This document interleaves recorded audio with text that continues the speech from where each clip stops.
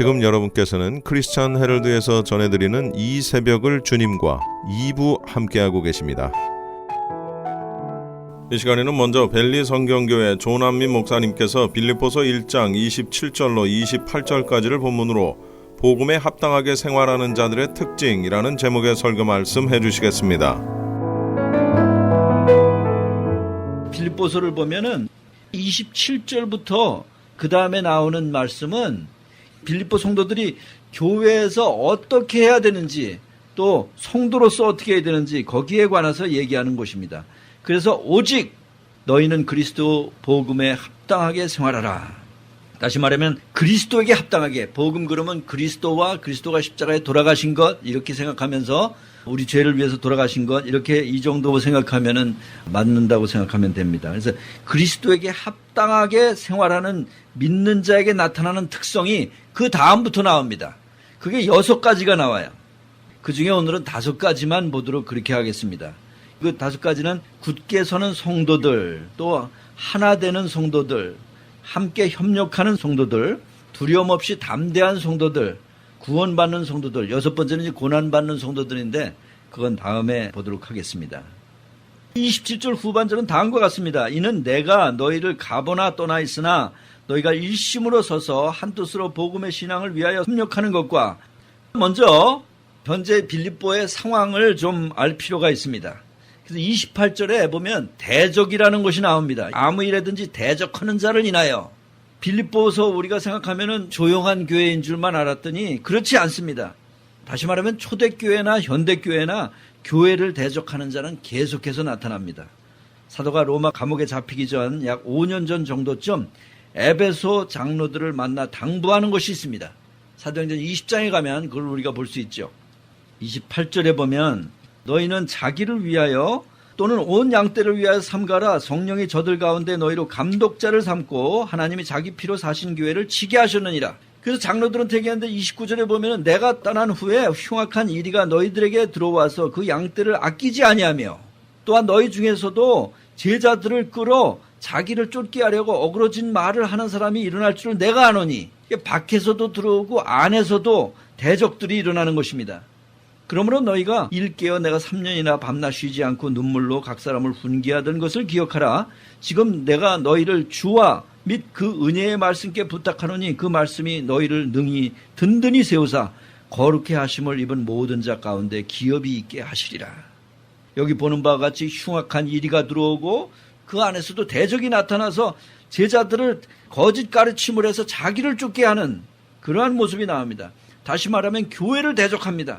이런 대적에 대한 해결책이 무엇이냐? 그거는 다름 아닌 주님의 은혜의 말씀입니다.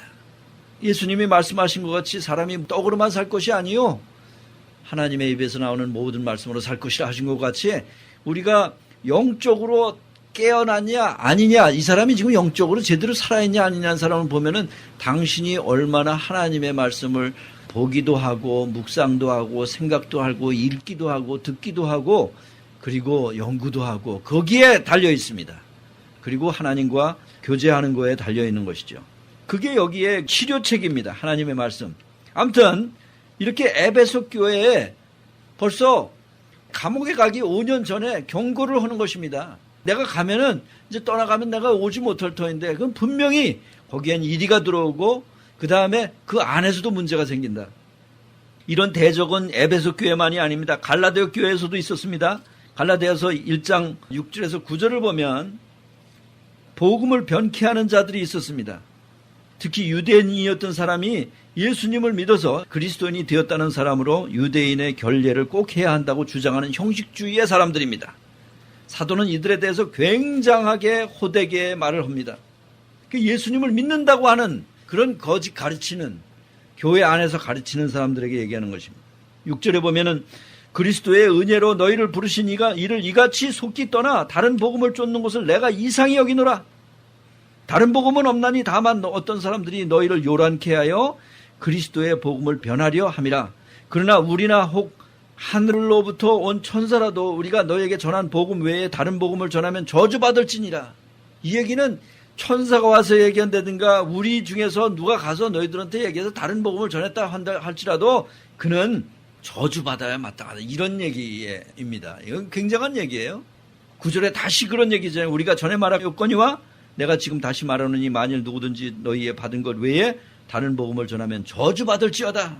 굉장히 강하게 하는 말씀입니다. 그런데 바로 여기 빌립보에도 그런 대적이 있다는 그런 얘기입니다.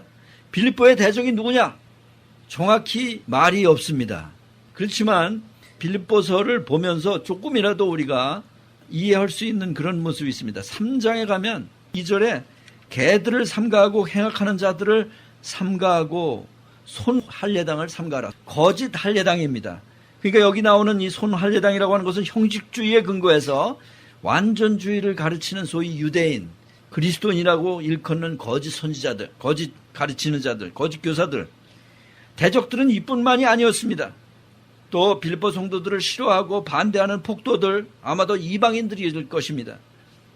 이들은 바울도 반대하고 그들의 동료들도 반대하고 현재는 빌립보 성도들, 교회도 귀찮게 구는 그런 사람들, 이뿐만 아니라 더 나아가서 영적으로는 이런 대적하는 사람들을 부추기고 갖은 계략을 갖고 있는 사탄까지도 포함될 수도 있다고 그렇게 생각해 볼 수 있습니다.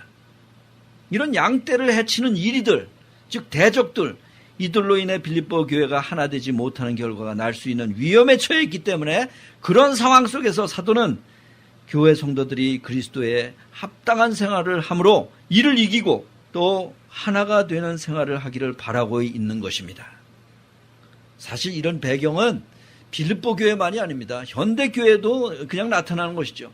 하나님 말씀보다는 실용주의를 주장하고 소위 종교다원주의가 새로운 파라다임인 것 같이 신문에도 계속 나가고 있고 인터넷에 계속 돌아다니고 있고 그러면서 교회를 공격하는 사람들이 있죠. 책도 써서 나오죠. 요새 세상이 그렇게 갑니다. 심리학으로 하나님의 말씀을 변개시키는 사람들, 하나님이라고 얘기를 하면서 이렇게 변개시키는 거.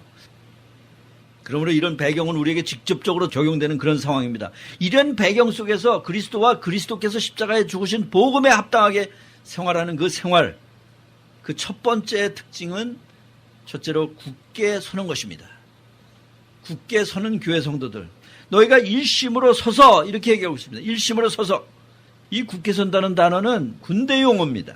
군인이 전투가 치열해서 위험하다 할지라도 이에 관계없이 자신의 자리를 떠나기를 거부하면서 담대하게 서 있는 그런 단어입니다. 아무리 포탄이 떨어진다고 해도, 무서움이 덮친다고 해도 믿음의 굳건히 서는 그런 것입니다. 어려움이나 힘든 것이 있을 때 우리는 뒤로 물러나는 그런 경우가 있습니다. 그러나 겁시나도 도망가지 않고 자기 자리를 고수하며 사수하며 굳게 서는 이런 군대 용어인 것입니다. 제가 군에 있을 때 저보다 한 5개월 고참인 그런 사람이 있었습니다.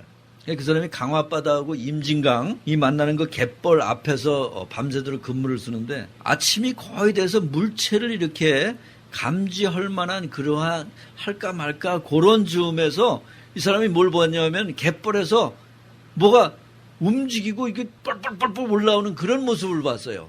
그래서 자세히 들여다보니까 이 사람이에요. 그거를 보는 순간에 머리가 버쩍 쓰고 등골에서는 그냥 땀이 그냥 쫙 내려오는 걸, 그런 걸 봤대요. 그렇게 하기가 드물거든요. 그렇게 하고 나니까 정신이, 야, 이거 어떡하나, 이렇게 되는 거죠, 이제. 아무리 군인이라도 그렇게 되잖아요. 그렇지만 정신을 바로 차려가지고, 그 다음에 이제 탄창에서 총을 꺼냅니다. 보통 탄창을 이렇게 가져가면 한 1000발 정도 가져가잖아요. 그럼 착 꺼내가지고 집어넣고선 쏘기 시작을 했는데, 1000발을 다 쏠 동안 안 맞았어요. 실제 얘기입니다. 이거 신문에도 나고 한참 화제거리였던 그런 것이죠. 나중에 알고 보니까 이북에서 귀화하면서 거기 보면 이제 강화에 그 물이 있거든요. 바다가. 거기서 수영을 해서 온 거예요. 워낙 물살이 세니까 절로 갔다가 일로 갔다가 절로 갔다 일로 갔다 그러다가 어떻게 갯벌에 딱 도착을 해서 막 올라오는데 그거를 쏴댔는데 안 죽었어요. 아무튼 그런 게 중요한 것이 아니라 이 사람이 그래도 굳건히 거기 서가지고 그거 보통 적이 아니거든요. 교회가 다 같이 굳게 서기를 정말 사도는 얘기하고 있습니다. 여기서는 개인적으로 굳게 서는 것만이 아니라 한꺼번에 일심으로 굳게 서기를 바랍니다. 사도는 이후에도 이 말을 합니다. 빌립보서 4장 1절에 가면은 주 안에서 서라는 그런 말씀을 해요. 그러므로 나의 사랑하고 사모하는 형제들, 나의 기쁨이요 멸류관인 사랑하는 자들아, 이와 같이 주 안에 서라. 그런 것입니다. 제가 지금 그 얘기를 조금 전에 했는데 이분이 제 설교를 들을지도 모르니까 그분이 저하고 같이 근무했습니다. 그래서 혹시 만약에 방송에서 들으시면 연락하시기 바랍니다. 아무튼 여기 빌립보서와 같이 사랑하는 우리 성도님들, 그리고 한 주님을 모시는 성도들은 주 안에서 굳건히 서서 어떤 일이 온다 해도 이겨내는 그런 자들이 되어야 될 것입니다. 둘째는 하나 되는 성도들, 그것도 한 마음과 한 뜻으로 하나 되는 성도들, 너희가 일심으로 서서 한 뜻으로. 여기 한 마음과 한 뜻이라는 말은 성경 외부 문서에 나타난 것을 보면 아리스토텔레스나 피타고라스가 사용할 때 사회적으로 소위 만장일치라는 단어로 사용되었다 그럽니다. 즉 사회에서 말하는 만장일치가 바로 어디냐? 바로 여기서 말하는 한 마음과 한 뜻이라는 말입니다. 성경에서 이 단어는 의사 누가가 예루살렘 교회를 설명할 때 또 사용했습니다. 사도행전 4장 32절에 보면 믿는 무리가 한 마음과 한 뜻이 되어 모든 물건을 서로 통용하고 제 재물을 조금이라도 제 것이라 하는 이가 하나도 없더라. 예루살렘 교회는 모두 한 마음과 한 뜻이 된 그런 교회였습니다. 또한 분쟁이 있었던 고린도 교회에도 편지할 때 처음부터 이런 말을 합니다. 1장 10절에 보면 형제들아, 내가 우리 주 예수 그리스도의 이름으로 너희를 권하노니 다 같은 말을 하고 너희 가운데 분쟁이 없이 같은 마음과 같은 뜻으로 온전히 합하라. 사도는 어느 지역의 교회든 고린도 교회든 어디든 교회 성도들이 다 같이 한 마음과 한 뜻으로 서기를 바랍니다. 우리는 대적과 이기기 위해서는 항상 일심으로 한 마음과 한 뜻이 되어야 합니다. 이는 오로지 성령님에 의해서 될 수 있는 것입니다. 한 주님 안에서 서로 이해하고 이기적으로 변하지 않고 다른 사람을 자기보다 낮게 여기고 자신을 낮추는 마음, 겸손한 마음, 이해하는 마음, 이해의 열매, 이런 속에서만 한 마음이 되는 것입니다. 교회가 한 마음과 한 뜻이 안 되면 그 교회는 분쟁이 있게 됩니다. 그게 고린도 교회에서 얘기하는 거예요. 그래서 사도 바울이 이를 위해 눈물로 쓴 글이 바로 고린도 전서에 이런 글이 있습니다. 3장 4절에 보면 어떤 이는 말하되 나는 바울에게라 하고 다른 이는 나는 아볼로에게라 하니 너희가 사람이 아니리요. 그러나 아볼로는 무엇이며 바울은 무엇이뇨? 저희는 주께서 각각 주신 대로 너희로 하여금 믿게 한 사역자들이라. 나는 심었고 아볼로는 물을 주었을 때 오직 하나님은 자라나게 하셨나니 그런즉 심는 이나 물 주는 이는 아무것도 아니로되 오직 자라나게 하시는 하나님뿐이니라. 여긴 두 사람뿐이 안 나옵니다. 바울하고 아볼로. 한쪽 팀은 바울 쪽으로 가고 한쪽 팀은 아볼로 쪽으로 가는 겁니다. 둘뿐이 없는데 결국 분쟁이 생깁니다. 얼마나 혼란했어요. 그러니까 사도 바울이 여기에 대고 얘기를 하는 것이죠.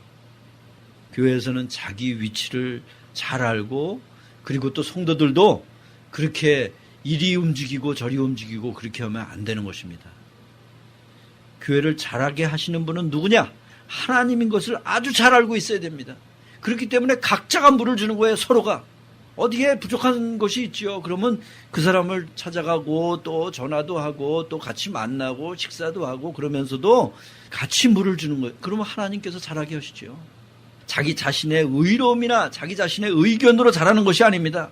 그것을 알면 사람을 따라가지는 않을 것입니다.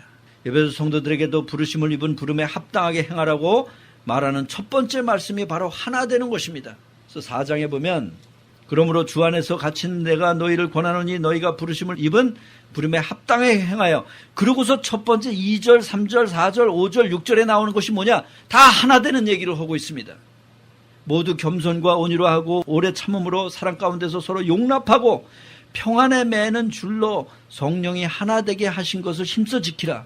이거는 하나가 안 됐는데 하나를 만드는 것이 아닙니다. 성령님이 이미 하나가 된 것을 우리가 열심히 부지런히 메인테인 지키는 것입니다. 성령님이 이미 하나가 되게 하셨기 때문에. 그리고서 거기 보면은 몸이 하나이요 성령이 하나이니 이와 같이 너희가 부르심에 한 소망 안에서 부르심을 입었느니라. 주도 하나이요 믿음도 하나이요 세례도 하나이요 하나님도 하나이시니 하나가 되는 것입니다. 다 함께 일심으로 한 마음이 될 때 외부에서 오는 대적, 또한 교회 안에서의 대적, 영적인 대적을 물리칠 수 있음을 여기저기서 말하고 있는 것입니다.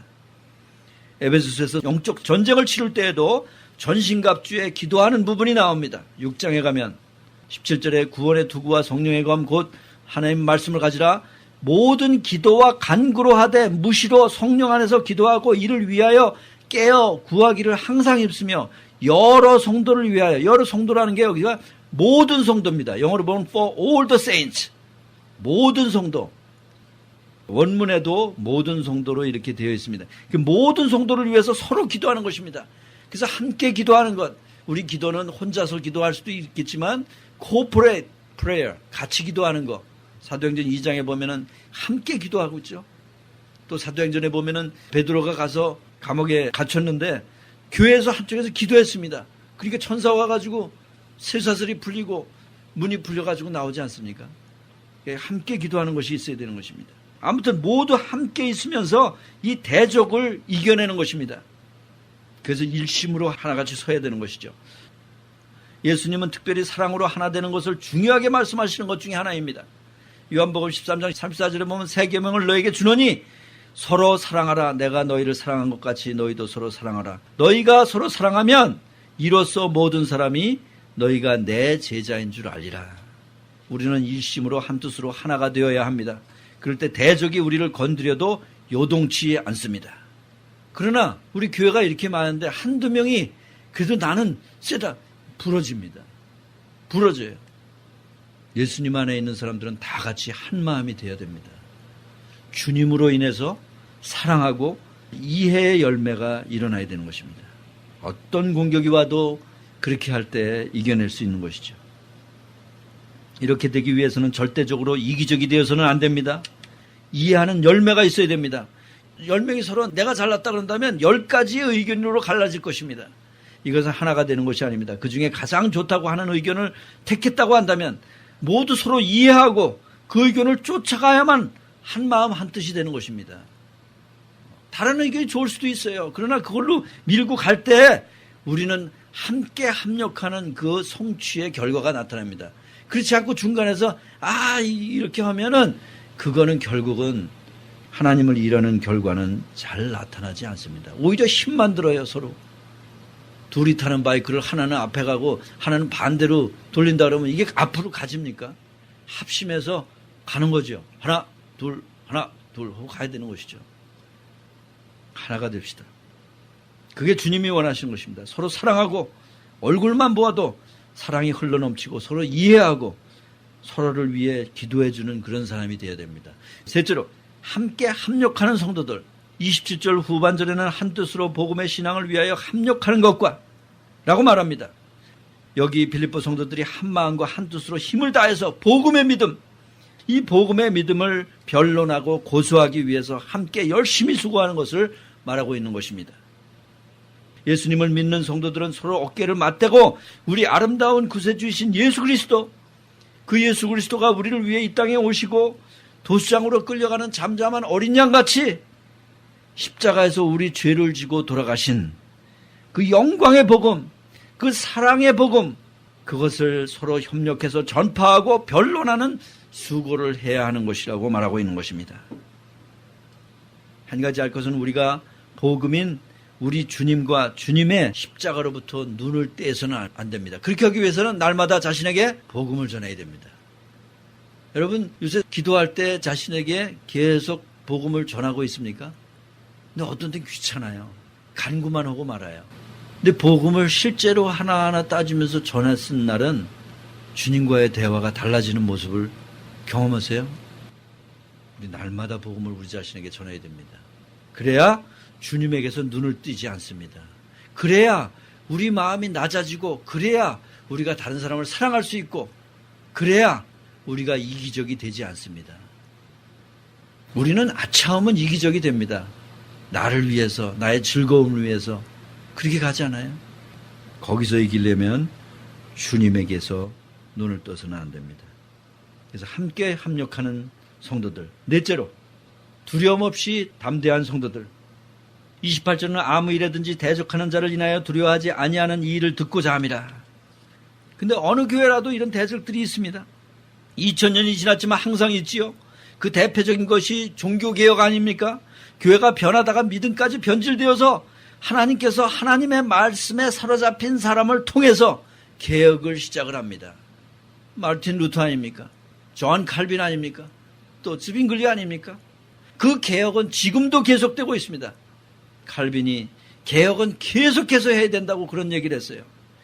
그래서 지금도 계속 되어야만 합니다. 왜냐하면 거짓 가르침은 계속해서 들어옵니다. 사탄은 가만히 있질 않습니다. 사탄은 이런 사람들을 사용해서 예수님께 가지 못하게 안개를 뿌리지요. 고린도후서 4장 4절에 보면 그중에 이 세상 신이 믿지 않은 자들의 마음을 혼미케 하여 그리스도의 영광의 복음의 광채가 비추지 못하게 함이니, 이런 대적이 있다고 할지라도 어떤 일에든지 두려워하지 말라. 여기 두려워하지 말라는 그 말은 겁먹지 말고 담대하라는 그런 말입니다. 사도의 말은 이것입니다. 빌립보 성도들에게 적이 할 수 있는 것이 그들에게 갈등을 일으키고 하는 그런 일을 하고 있지만, 교회의 반응은 합심해서 하나가 되고 복음을 변론하는 단 하나의 목적에 강하게 서기를 바라는 것입니다. 우리가 강해지지 않는다면 우리가 복음을 변론할 길은 없습니다. 말은 잘할지 몰라요. 그러나 다른 사람들이 어떻게 보겠어요? 저 교회 또 깨졌군. 저걸 교회라고 다녀? 난 저런 거 보기 싫어서 한 거야. 그건 뭐예요, 그게? 우리가 하나가 되어서 복음에 변론하는 그 목적으로 하나가 된다고 한다면 다른 데서도 보기에, 야, 여기는 정말 하나님의 교회구나. 사탄이 벌벌 떨 겁니다. 바깥에서 들어오진 못하고. 그래서 성도들은 무서워하지 말고 겁먹지 말고 굳건히 하나가 되라는 그런 것입니다. 사도 바울이 원하는 것은 대적으로부터의 그런 반대 속에서도 교회 성도들이 복음을 전파하는데 동요 없이 굳굳이 밀고 나가기를 바라는 것이다. 그렇습니다. 우리는 굳굳이 밀고 나가야 됩니다. 한 가지 여기서 말하는 대적은 크게 감옥에 간다거나 누구한테 두들겨 맞는 그런 것만이 대적이 아닙니다. 주님의 복음을 반대하는 모든 것이 다 우리의 마음을 흔들리게 만들기도 합니다. 그럴 때 든든하게 서는 것도 필요한 것입니다. 근데 전도지를 나누다 보면 말이죠, 어떤 사람은 창문에 문도 내려주지 않습니다. 내려주지도 않고 뭘 그 쳐다보면서 답답한 사람은 그거 쳐다봐요. 어떤 사람은 귀찮다는 듯이 대꾸도 하고, 그건 뭐예요? 이런 사람도 있고 말이죠. 근데 제 자존심을 생각하면은 마음의 동요가 시작이 되지요. 아, 좀 고이 받지 말이지. 그걸 갖다 그렇게. 그게 바로 말려드는 것입니다. 대적의 공격에 우리 애가 말려들기 시작하는 것. 그보다 예수님을 바라보고 그런 사람이 있으면 같이 웃으면서 기도하는 거죠. 어떤 공격이 와도 즐겁게 나눌 수 있으려면 주님에게서, 예수님에게서 고개를 띄어서는 안 됩니다. 아무튼 작은 대적부터 우리는 두려워하지 않고 두려움 없이 담대한 성도들이 되어야 할 것입니다. 마지막 5번째로 구원받는 성도들. 이것이 저희에게는 멸망의 빈거요 너희에게는 구원의 빈거니 이는 하나님께로부터 난 것이니라. 여기서 이것이라는 것이 무엇이냐가 중요합니다. 그래야 그것이 구원의 빈거가 될 테니까. 이는 앞부분에서 말하는 것으로 애써서 복음을 위해 일심으로 굳게 서고 서로 협력하고 대적이라도 두려워하지 않고 담대히 어떤 핍박 속에서도 굳굳이 서 있는 것을 말합니다. 성도들이 이렇게 하는 것이 바로 끝까지 견디는 충실한 자들의 영원한 구원을 확증하는 빈거라고, 증거라고 이렇게 말을 하고 있습니다. 여기서 멸망이라는 말은 영원한 저주, 주님 앞에서 벗어나는 삶, 그런 걸 얘기를 합니다.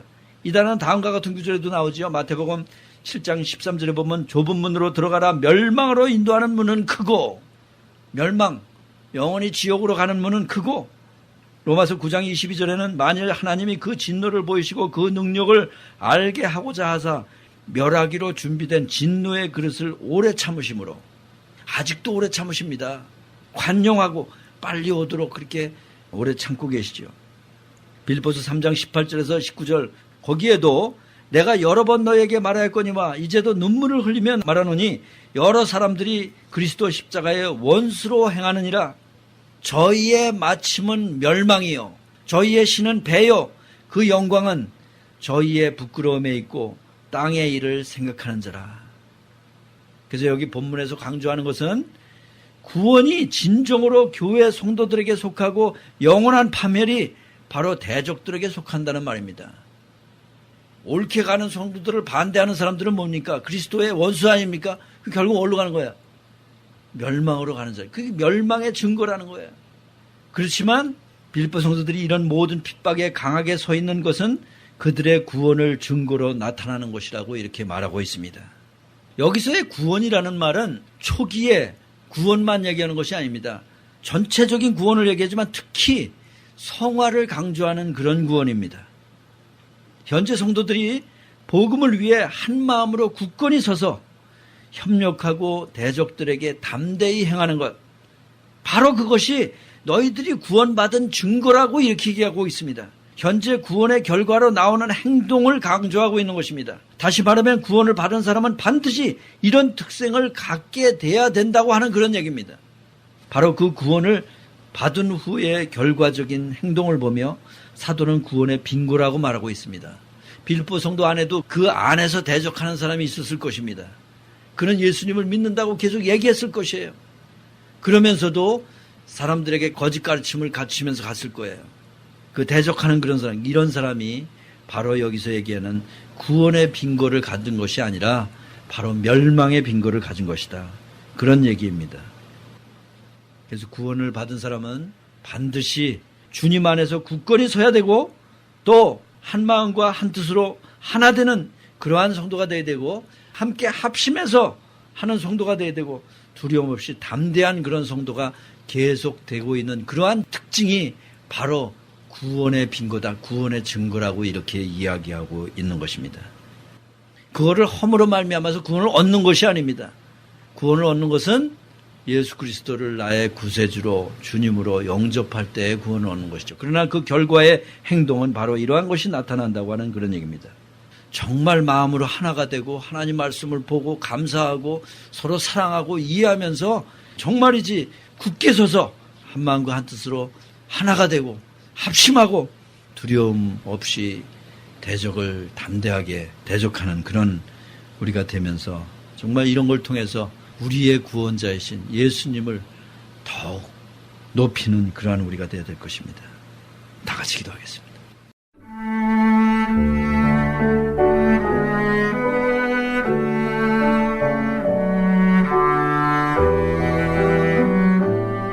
지금까지 벨리 성경교회 조남민 목사님의 설교 말씀이었습니다.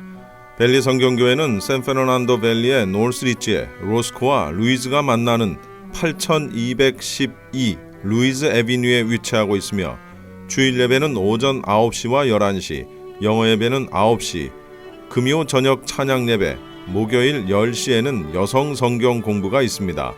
LA에서는 2단 상담과 성경 공부가 있습니다.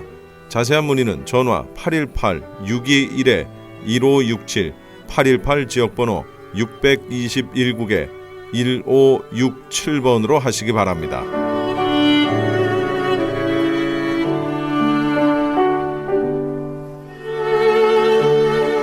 이어서 은혜와 평강교회 곽덕근 목사님께서 요한복음 4장 31절로 39절까지를 본문으로 추수하는 교회라는 제목의 설교 말씀 해주시겠습니다. 새해도 하나님의 은혜와 평강이 여러분의 가정 위에 풍성히 임하기를 주님의 이름으로 축원드립니다. 범사에는요 다 때가 있어요. 씨를 뿌릴 때가 있고 익은 곡식을 거둘 추수 때가 있습니다. 그런데 그 때를 놓쳐버리면 알곡을 거둘 수가 없어요. 지금은 은혜 받을 만한 때고 구원의 날이라고 말씀하고 있습니다.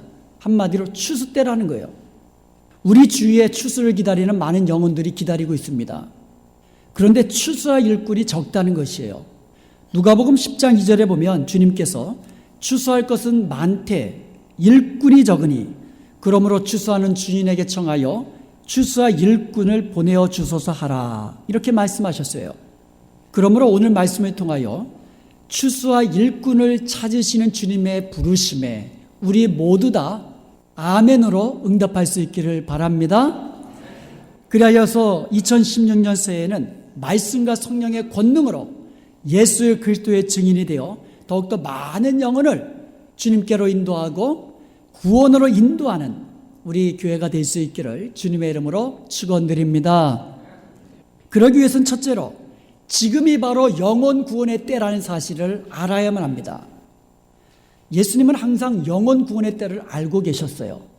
오늘 본문 말씀의 배경을 보면 예수님이 제자들과 함께 유대 땅에서 갈릴리로 가시는 도중에 사마리아 지역을 지나가게 되셨습니다.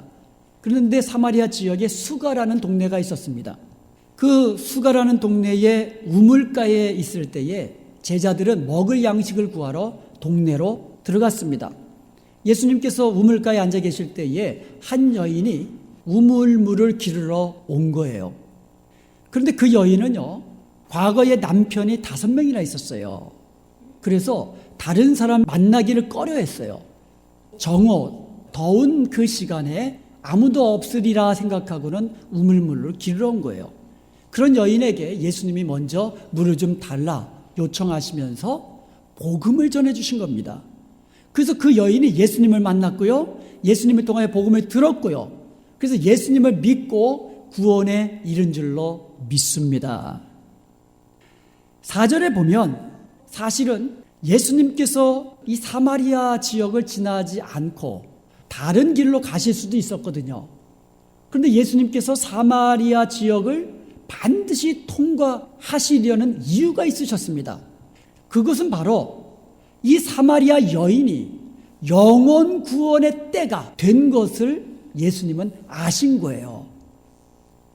사마리아 여인이 익은 곡식처럼 그 영혼이 구원받을 때라는 것을 예수님이 아시고 그 여인을 만나서 그 여인을 찾아서 구원하시는, 영혼 구원하시는 열정을 가지신 예수님의 모습을 우리가 볼 수가 있는 것이에요. 그 사이에 마을로 먹을 양식을 구하러 갔다가 돌아온 제자들이 예수님이 사마리아 여인과 이야기하는 것을 지금 의아하게 생각하고 있거든요. 그때에 예수님께서 제자들에게 하신 말씀이 35절입니다. 너희가 넉 달이 지나야 추수할 때가 이르겠다 하지 아니하느냐? 내가 너희에게 이르노니 눈을 들어 밭을 보라, 휘어져 추수할 때가 이르렀느니라 말씀하고 있어요. 이 말씀은 제자들이 듣기에는 상당히 이상한 말씀이에요. 왜냐하면 당시에 추수를 하려면 몇 달이 남았다고요? 넉 달이 남았어요. 추수할 때가 아직 넉 달이 남았는데 예수님께서 뭐라고 말씀하시는 거예요? 눈을 들어 밭을 보라, 휘어져 추수할 때가 이르렀도다. 추수할 때는 아직도 넉 달이나 남았는데 휘어져 추수할 때가 되었다 그러니 제자들이 이상하게 생각한 겁니다. 당시 제자들이 생각한 것은요, 먹는 육신의 양식을 생각한 거예요. 육신의 양식을 구하러 갔다 왔습니다.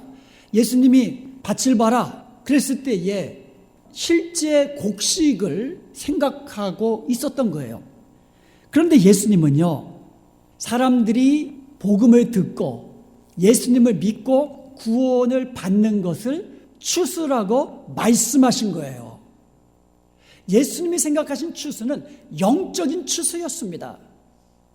그리고 영혼을 구원하는 것을 예수님은 나의 양식이다.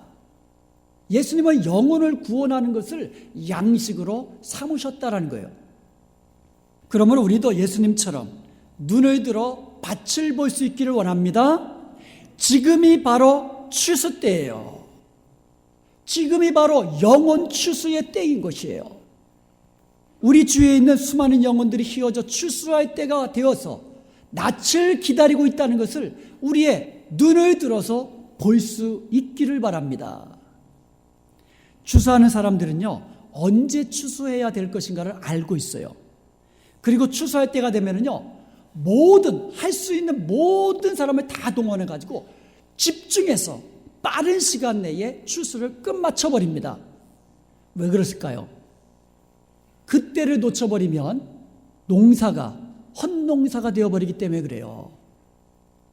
추수할 때를 놓쳐버리면은요, 알곡을 거둘 수가 없기 때문에 추수꾼들은요, 추수할 때가 되면 자기가 동원할 수 있는 모든 힘을 동원해서 추수에 집중하게 됩니다. 곡식이 익었을 때는 시급하게 추수해야만 합니다. 그리고 집중해서 힘을 모아서 알곡을 걷어들여야만 합니다. 그리스도인의 삶에 있어서 우선순위가 중요해요. 우리가 살아갈 때에 무슨 일이 정말 가장 중요한 일인가, 그리고 어떤 일이 가장 시급한 일인가, 그와 같은 우선순위가 되어 있어야만 합니다. 어떤 집에 불이 나서 소방관이 달려들었습니다. 그 집주인이 요청을 합니다. 어디에 정말 중요한 게 있는데 그거 빨리 좀 그것 꺼내주세요. 그때에 사람 소리가 나면 그 소방관은 사람을 구하는 일을 최우선으로 하고 소리가 나는 곳으로 달려갑니다. 그것보다, 사람의 생명을 구하는 것보다 더 시급한 일이 없기 때문인 것이에요. 불이 났는데 사람 생명 구하는 것보다 더 시급한 일이 어디에 있겠습니까? 만사 제쳐놓고 사람부터 구해야만 합니다. 예수님이 오늘 제자들에게 말씀하신 그 의도가 바로 이거예요. 영혼 구원하는 일은 다른 어떤 일들보다도 더 중요한 일이고 더 시급한 일이다. 지금 희어져 추수할 때가 되었다. 이 때를 놓치면 익은 영혼 우리가 구원할 수 없게 된다. 희어져 낯을 기다리는 이 밭을 한번 봐라. 우리 주님이 말씀하고 계시는 것입니다. 우리가 밥 먹는 거, 끼니 때마다 밥 먹는 거 굉장히 중요합니다, 여러분. 식사를 잘 하시는 분이 보니까 건강하세요. 그런데 그보다 더 중요한 게 뭐라고요?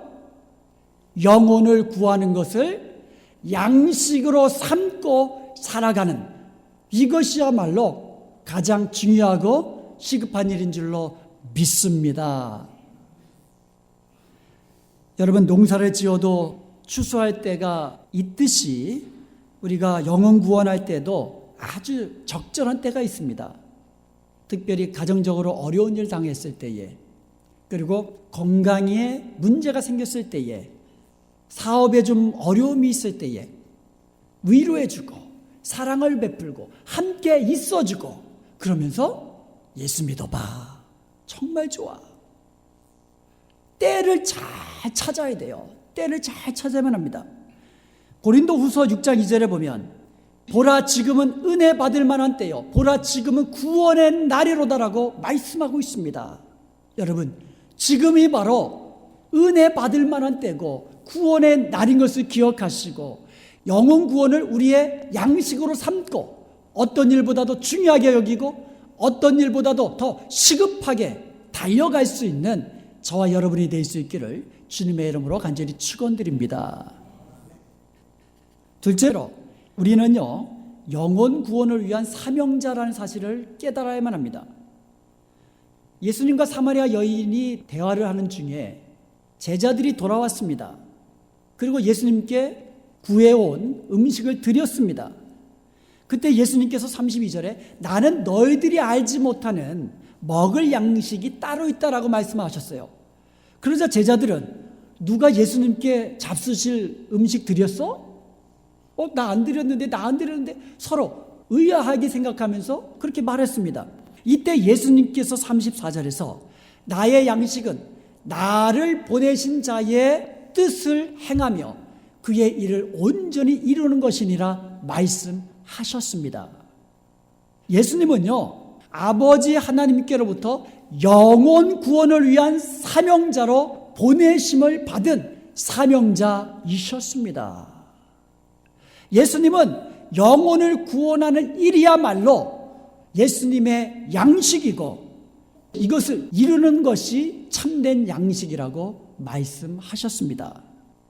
요한복음 20장 21절에 보면은요, 아버지께서 나를 보내신 것 같이 나도 너희를 보내노라 예수님이 말씀하셨어요.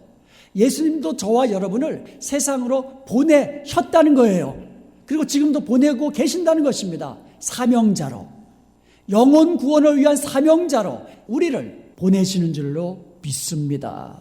저와 여러분은 사명자예요. 추수와 일꾼입니다. 저와 여러분이 추수와 일꾼이에요. 다른 사람이 아니라 저와 여러분이 바로 추수와 일꾼으로 우리 주님께로부터 보내심을 받은 사명자라는 사실을 깨달을 수 있기를 축원드립니다.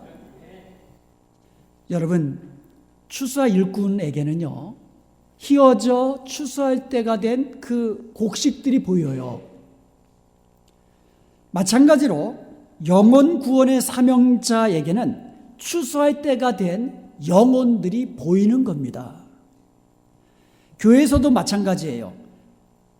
보이는 사람이 그 일의 사명자예요. 예를 들어 본다면 세교가 혼자 앉아 있는데 그게 보이는 사람이 있어요. 그러면 그 보이는 사람이 그 세교 옆에 가서 같이 이야기하고 그분이 잘 정착할 동안에 기도해드리고 사랑을 베풀어드리고 도와드리는 사명자가 바로 그 사람이에요. 보이는 그 사람이 그 일의 사명자라는 거예요. 주방에 가면 뭐 이렇게 삐딱삐딱 그렇게 보이는 사람이 있어요. 근데 그게 보이는 사람은 그 주방의 여러 가지 것들을 제자리에 잘 갖다 놓는 일의 사명자라고 생각하시면 돼요.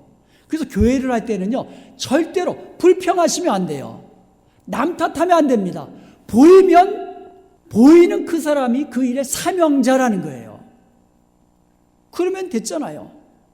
마찬가지로 구원받은 영혼들이 보이는 그 사람이 영혼 구원의 사명자라는 거예요. 이것을 뒤집어 말하면 영혼 구원의 사명자에게는 구원받은 영혼들이 보여야 한다는 거예요. 여러분의 가족 가운데 영혼 구원 받을 그 가족들이 보여야 합니다. 여러분의 친구들 가운데, 여러분의 이웃들 가운데, 여러분의 직장 동료들 가운데 그 영혼들이, 구원받은 영혼들이 보여야 합니다. 그리고 영혼 구원을 위해서 기도하고 사랑을 베풀고 예수님을 전해주는 그와 같은 사명자가 바로 저와 여러분인 것을 믿으시기를 축원드립니다. 예수님의 눈에는 전도할 영혼들이 보이셨습니다. 사마리아 여인과 사마리아 사람들이요, 제자들의 눈에는 상종도 못할 사람으로 보였지만 예수님의 눈에는 구원받을 영혼으로 보였다라는 거예요. 시각이 틀려요. 아유, 저런 사람, 아유, 내가 저런 사람을 어떻게 아유. 제자들의 눈에는 사마리아 여인이 그렇게 보였을 수도 있지만 예수님의 눈에는 구원받을 영혼으로 보였다라는 거예요. 우리의 시야가 영혼들을 바라볼 때 구원받아야 하는 영혼으로 보여야 합니다. 여러분의 주위에 있는 영혼들, 정말로 예수님의 그 마음으로 그 영혼을 바라볼 수 있기를 간절히 소원드립니다. 자동차를 몇 년 동안 타다 보면은요, 시동이 푸득푸득푸득 할 때가 있어요. 잘 안 걸릴 때가 있어요. 그러면 주인이 알아서 배터리를 교체해 줍니다. 자동차가요, 잘 운행만 되면 그 주인은 알아서 때가 되면 배터리를 교체해 줍니다. 그렇지만 자동차가 완전히 고장나서 운행을 하지 못하게 되면 더 이상 배터리를 바꿔주지 않습니다. 그렇지 않습니까? 그러니까 자동차에게 있어서 자동차가 굴러가도록 만드는 참된 양식은 배터리가 아니라는 거예요. 이해가 되시죠? 자동차는 잘 굴러가기만 하면, 자기의 목적대로 잘 운행만 하면 양식은 공급받는 거예요. 때가 되면 주인이 알아서 가스를 채워주는 거예요. 자동차의 양식은 가스나 배터리가 아니라는 겁니다. 물론 그게 있어야 되지만 자동차에게 있어서는 잘 굴러만 가면 주인이 알아서 채워준다는 거예요. 저와 여러분에게 있어서 참된 양식은 먹는 게 아니라는 거예요. 저와 여러분이 하나님이 보내신 목적대로 그 사명을 잘 감당만 하면 우리 하나님께서는 필요한 것을 공급해 주시는 것을 믿으시기를 축원드립니다. 먹을 양식이 필요하면 먹을 양식을 주님이 주시는 거예요. 영혼 구원을 위한 사명자로 우리가 충성하면 주님이 채워주시는 것을 믿으시기를 축원드립니다. 그러므로 우리는요, 영혼 구원을 위한 사명자인 것을 기억하고, 추수할 것은 많은데 추수할 일꾼이 부족하다고 그렇게 탄식하는 주님 앞에 우리는 이렇게 기도하십시다. 주님, 나를 추수할 일꾼으로 보내주시옵소서. 우리 은하평강교회를 추수하는 교회로 사용하여 주시옵소서. 이렇게 기도할 수 있기를 간절히 소원드립니다. 추수할 일꾼들은요, 추수할 때는 땀 흘려서 일합니다. 전심을 다해서 추수를 끝마쳐야 되기 때문에 땀 흘려서 일합니다. 마찬가지로 우리도 영혼 구원을 위하여 땀 흘려 기도하십시다. 땀 흘려 주님의 사랑을 베푸십시다. 땀을 흘려가면서 전도하십시다. 그래서 2016년 한 해 동안 많은 영혼을 주님께로 인도하는 추수하는 교회요, 하나님의 영광이 되는 교회가 될 수 있기를 주님의 이름으로 축원드립니다. 마지막 세 번째로, 영혼 구원에는 기쁨과 상급이 있음을 기억해야만 합니다. 38절에 보면 내가 너희로 노력지 아니한 것을 거두러 보내었노니 그랬습니다. 제자들이 노력하지 않았는데, 다시 말하면 제자들이 심지 않았어요. 제자들이 뿌리지 않았습니다. 제자들이 잘 가꾸지 않았습니다. 그런데 추수할 때가 되면 제자들을 그곳으로 보내신다는 뜻이에요. 제자들이 영혼 구원을 위하여 심지는 않았지만 제자들을 추수할 일꾼으로 보내신다는 거예요. 왜 그렇습니까? 그 대답이 36절에 나와 있습니다. 36절 한번 같이 읽어보겠습니다. 거두는 자가 이미 싹도 받고 영생에 이르는 열매를 모으나니 이는 뿌리는 자와 거두는 자가 함께 즐거워하게 하려 함이라. 아멘. 복음의 씨를 뿌린 사람이 있어요. 그리고 복음의 열매를 거두는 사람이 있습니다. 함께 큰 기쁨과 즐거움과 귀한 상급을 모두에게 주시기 위함이라는 거예요. 누군가가 예수님을 전해준 사람이 있어요. 그리고 누군가가 전도해서 주님께로 인도한 사람이 있습니다. 그리고 교회에 오면 우리가 성도의 사랑을 베풀고 그렇게 우리가 다 동참하는 거예요. 영혼을 구원하는 일에 우리 모두 다 동역하는 겁니다. 그런데요, 복음의 씨앗을 심은 자나 복음의 열매를 거둔 자나 모두 다 함께 즐거워하고 기뻐하며 큰 상금을 받아 누리도록 하기 위함이라고 말씀하고 있는 것이에요. 농부가 1년 내내 땀 흘려 농사 지은 것을 추수할 때가 되면 그 기쁨은 이루 말할 수가 없어요. 추수하는 날은요, 큰 잔칫날이에요. 마을 전체의 잔칫날입니다. 그런데요, 이렇게 익은 곡식 추수하는 것도 기쁘지만 한 가정에 응애하고 갓난 아이가 태어났을 때, 새 생명이 그 가정에 태어났을 때 그거보다 더 큰 기쁨이 어디 있겠습니까? 그런데요, 그것보다도 더 큰 기쁨이 있다는 거예요. 그것은 영혼을 구원하여 새 생명 가운데로 태어났을 때의 기쁨은 온 천하를 얻은 것보다 더 값지고 귀한 축복이고 상급이고 기쁨이고 즐거움이라는 말씀이에요. 이 땅에서도 즐거움이지만 천국에서도 기쁨이 되는 그와 같은 일이 영혼을 구원하여 새 생명 가운데로 태어나게 하는 바로 그 일인 줄로 믿습니다. 혹시 여러분 가운데 좀 힘이 없는 분 있어요? 아이고, 이제 웃을 일이 뭐가 있나? 혹시 그런 분 계세요? 영혼 구원을 위하여 힘써 보세요. 영혼 구원을 위하여 기도하시고 영혼 구원을 위하여 전도해 보세요. 예수님의 이름을 한번 전해 보세요. 기쁨이 생깁니다. 능력이 생깁니다. 전도자에게는 하나님이 능력을 주세요. 전도할 때도 기쁘지만 전도한 영혼이 예수님을 믿고 구원을 얻게 되면 그것보다도 더 큰 기쁨이 도대체 어디서 얻을 수 있습니까? 여러분 삶에 기쁨이 없으면 전도해 보세요. 전도해 보세요. 삶 속에 좀 힘이 없다. 전도해 보세요. 성령께서 힘 주십니다. 능력 주십니다. 필요하면 건강도 더해 주시고요. 필요하면 물질도 더해 주시고, 필요하면 지혜도 더해 주시고요. 필요하면 기도의 능력도 더하여 주시는 것입니다. 주의 말씀에 순종하여서 전도자의 사명을 감당하기만 하면 이처럼 큰 기쁨과 즐거움과 상급을 누리게 되는 것을 믿으시기를 축원드립니다. 36절에 보면은요, 거두는 자가 이미 싹도 받고 영생에 이르는 열매를 모은다고 했습니다. 여기 아주 중요한 진리가 들어있어요. 추수와 일꾼에게는요, 우리 주님께서 싹을 미리 주신다는 거예요. 여러분이 추수와 일꾼이 되잖아요. 그러면 싹을, 영생의 싹을 미리 주시는 줄로 믿습니다.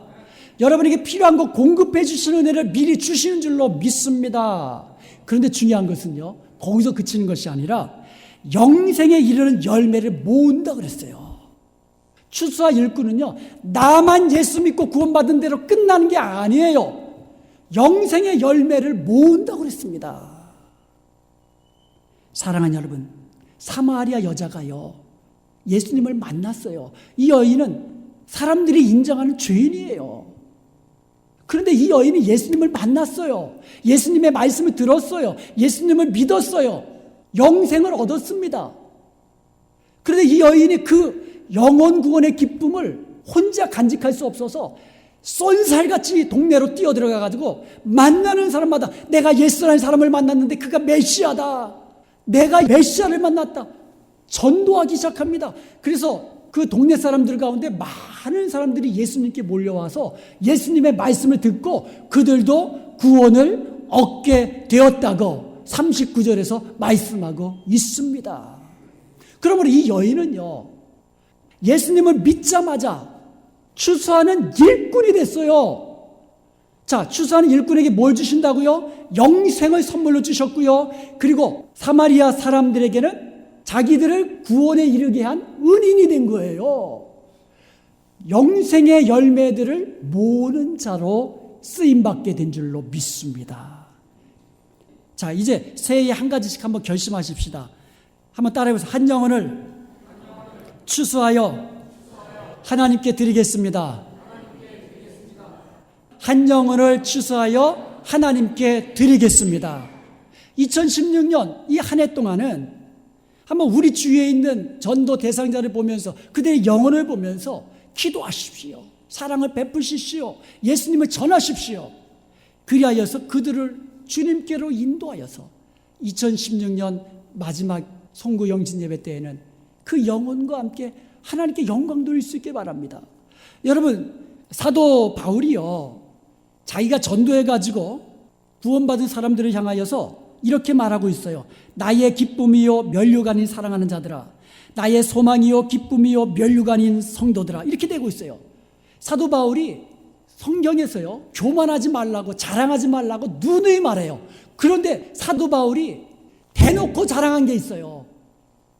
자기가 전도한 사람들을 보면서 이들이 나의 자랑입니다. 이들이 나의 소망입니다. 이들이 나의 면류관입니다.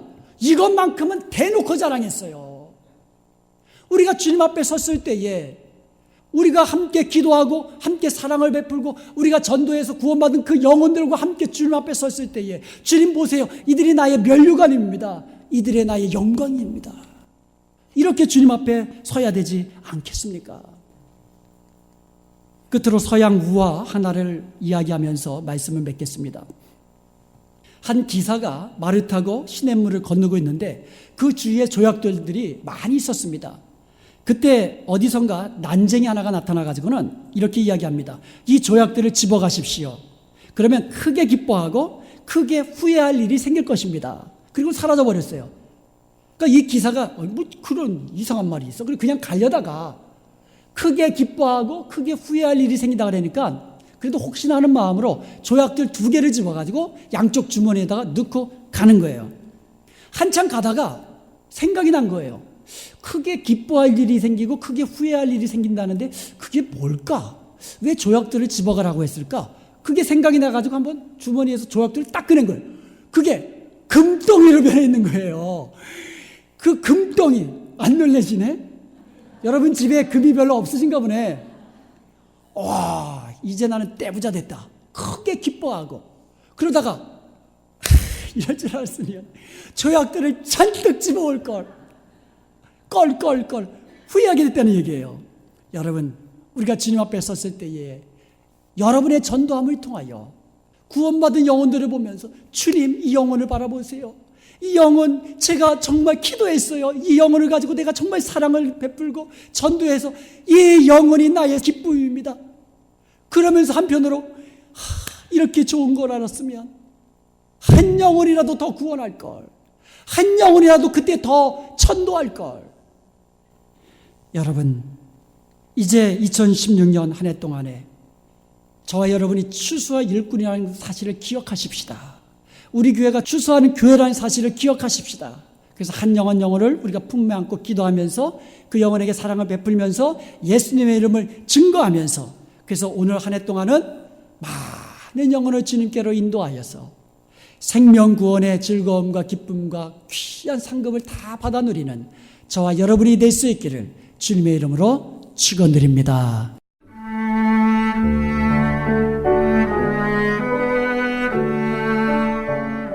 지금까지 하나님의 믿음의 공동체 은혜와 평강교회 곽덕근 목사님의 설교 말씀이었습니다.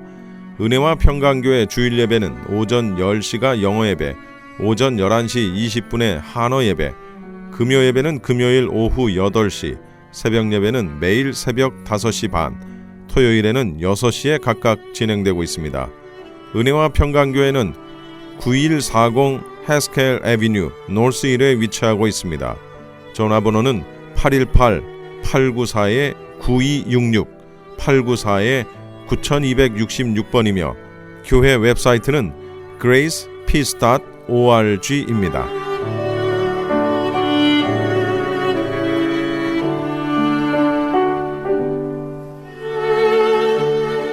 지금까지 여러분께서는 크리스천 헤럴드에서 제공해드린 이 새벽을 주님과 1부, 2부 순서 함께 하셨습니다.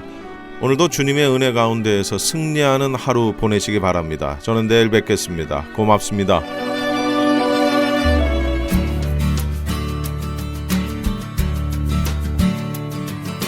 강물 같은 주의 은혜 파도처럼 넘쳐나는 주를 향한 이 마음을 멈출 수가 없네. 놀라우신 주의 은혜 소리치며 노래하네. 주를 향한 이 마음을 전신으로 외치리. Yeah, yeah. Yeah, yeah. Yeah, yeah. Yeah, yeah. Yeah, yeah. Yeah, yeah.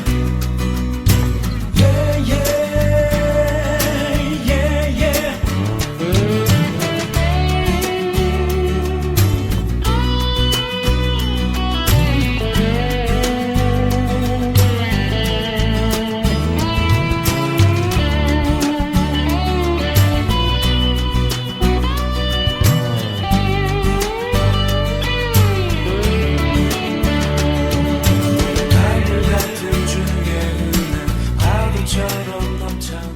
M3를 아십니까? 무슨 병에 걸렸던지 큰 효과를 준다는 신비한 영양제. 혈액에 영양을 공급하여 힘이 생기니까 피곤하지 않고 이제는 지팡이 없이 걸을 수 있다고 많은 분들이 간증을 합니다.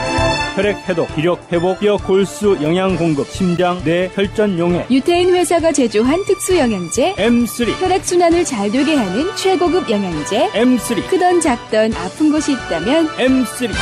213-435-9600, 213-435-9600번입니다. 정직한 마음으로 권해드립니다.